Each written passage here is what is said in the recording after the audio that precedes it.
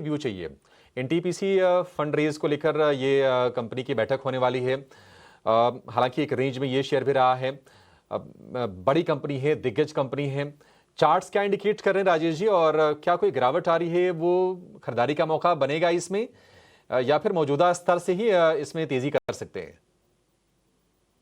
तो short to medium term structure bullish है, लेकिन नियर टर्म चार्ट पे थोड़ी वीकनेस जरूर बनी हुई है स्टॉक में। हालांकि अगर कोई निवेश के नजरिए से देखता है तो हमें लगता है कि यहाँ पे बाय एंड एक्यूमुलेट किया जा सकता है जब तक ये स्टॉक 310 के ऊपर बना हुआ है। ट्रेंड इंटेक्ट रहेगा बुलिश साइड में, और हमें लगता है थोड़ा सा स्लो मूवर स्टॉक है। तो थोड़ा सा जिनका लंबी समय के लिए होराइजन है वो यहाँ पे बाय एंड एक्यूमुलेट कर सकते हैं स्टॉक को डिक्लाइन में।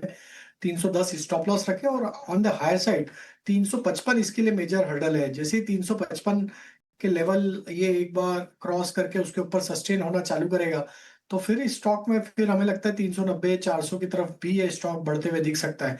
तो बाय ऑन एक्यूमुलेट की सलाह रहेगी, स्टॉप लॉस रखना होगा 310 का।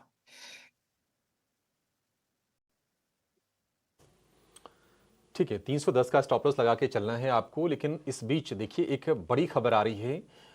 डोनाल्ड ट्रंप ने कहा है कि जल्द ही फार्मा पर टैरिफ का ऐलान करेंगे। अब एक नई मुसीबत आ गई। मतलब टैरिफ को लेकर ऐसा लग रहा था कि नहीं, चीज़ें थोड़ी सी ना सॉर्ट होती दिखेंगी। वैसे देखा जाए तो जेनरिक दवाओं के लिए ना अमेरिका की बहुत बड़ी डिपेंडेंस है। लेकिन एक हकीकत ये भी है कि हमारी जो बड़ी फार्मा कंपनीज हैं, कई सारी ऐसी कंपनीज हैं जिनकी 50% 60% जो रेवेन्यू है अकेले अमेरिका से आता है।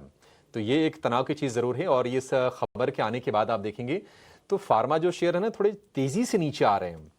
आप देखिए सन फार्मा जो ऑलरेडी एक लूजर था, लेकिन गिरावट बढ़ के हो गई है करीब 2.25% के आसपास की। और सन फार्मा के साथ साथ आप सिप्ला, डॉक्टर रेड्डीज जैसे शेयर भी आप तेजी से गिरते देखेंगे। सबसे ज्यादा जो गिरने वाला शेयर वायदा में है वो है अरविंदो फार्मा का, और इसके अलावा ल्यूपिन के शेयर में भी आप 3% के आसपास गिरावट देखेंगे। ग्रेन्यूल्स जो कि एक बड़ा एक्सपोर्टर है, वहां भी हम देख रहे हैं कि 4% के आसपास की कमजोरी। तो फार्मा को लेकर माहौल खराब हो रहा है। सन फार्मा को लेकर तो ऑलरेडी एक नेगेटिव न्यूज थी कि उनके हलोल प्लांट को, जो कि एक बड़ा रेवेन्यू कंट्रीब्यूटर है, उनको अमेरिका के जो ड्रग रेगुलेटर है यूएसएफडीए, उन्होंने 7 वार्निंग दी थी। और इसके बाद एक और ये नेगेटिव खबर आ रही है। ये ब्लूमबर्ग के हवाले से खबर आ रही है। ट्रंप क्या चाहते हैं, क्या करेंगे, भगवान जाने। अभी तक तो ये था कि नहीं, लग रहा था कि नहीं, टैरिफ को लेकर चीज़ें शायद सही दिशा में आगे बढ़ रही हैं। अलग अलग देशों के साथ वो नेगोशिएशन टेबल पर हैं। चीन के साथ बैठक हुई, फिर यूके के साथ उनकी बैठक हुई, भारत के साथ ऑलरेडी बातचीत चल रही है। अब ये जो रेसिप्रोकल टैरिफ को लेकर जो 90 दिनों की जो मोहलत दी गई थी, अब ट्रंप क्या करेंगे उसको लेकर अनिश्चितता है थोड़ी सी। देखते हैं। अब ये तेजी से शेयर नीचे आ रहे हैं, और ना सिर्फ नीचे आ रहे हैं बल्कि बाजार पर भी थोड़ा सा प्रेशर बनाने का काम आगे करेंगे ही।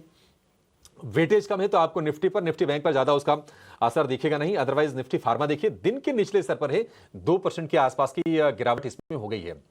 एक फंडामेंटल व्यू लेते हैं। रोहन मेहता हमारे साथ जुड़ गए हैं टर्टल वेल्थ के। रोहन जी, बहुत शुक्रिया आपका समय देने के लिए। हमें बात तो